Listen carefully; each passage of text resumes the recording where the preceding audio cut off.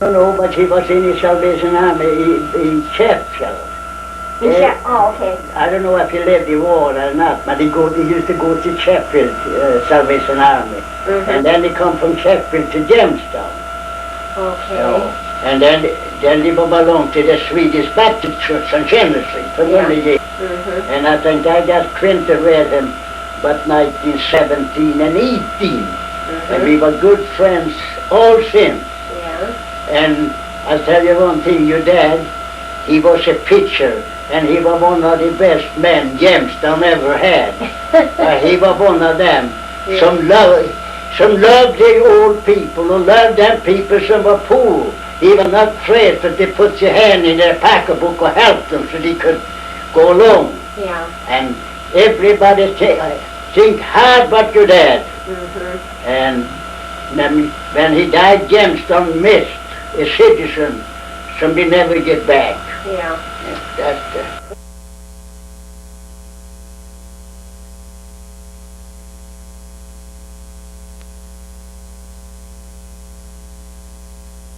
And she come into the church. She walked straight, and she was so beautiful in her hat and clothes, and she walked straight up in front because she didn't hear too good.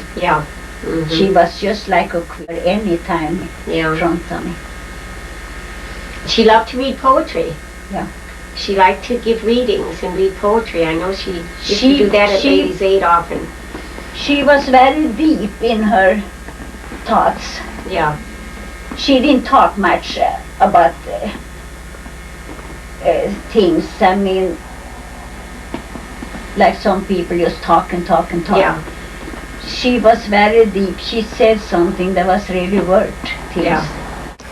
In my life, I don't know how old I was Mom kneeling by my bed there on 48 Chapman Street and teaching me to pray. I remember she was kneeling by my side, and we were praying Gud som haver, born and share, settel mig som liten är. And I'll never forget that. The earliest recollection I have, and all through my life, I've looked back at that and thought, my mother taught me to pray. And I learned to pray in Swedish. I would say spiritual, I think, don't you? Dad was, his life was a church. Right. And doing for others. He gave away. I mean, I think he gave away all the time. I mean, and that's why he never had anything when he died. I think he was too good to people because he was always giving them meat if they couldn't afford it. That was fine. He gave them meat and very, very generous. I think, don't you think so? Generous, hardworking. Yeah. And a good provider for us. And he loved his family. Yeah. And we're what we are a lot because of our parents. I feel so.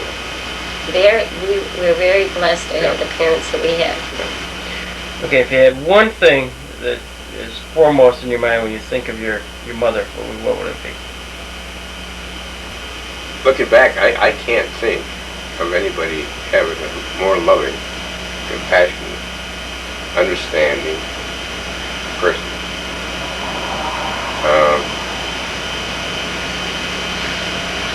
She understood that people made mistakes and that they did things they weren't supposed to do, and that she was forgiving. It's just one thing like. Really getting mad, do you? No. All she had to do was just look at you cross, but she never yelled.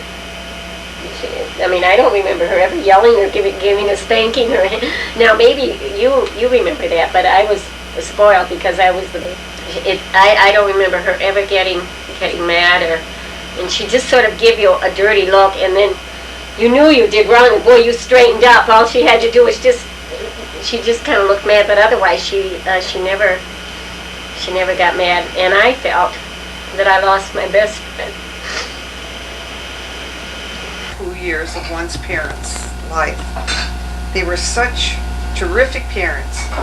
When my report card wasn't as good as Phil's, I'd cry. And Dad put his arm around me and say, all God expects is our very best. We are all talented in different ways. And what a natural psychologist he was. Our parents sure were. They read the Bible daily, and I now know that was their book of knowledge.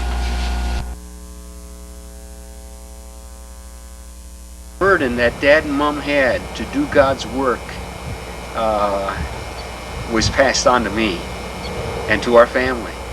And I have so many recollections, and I am so indebted to Mom and Dad for what they meant.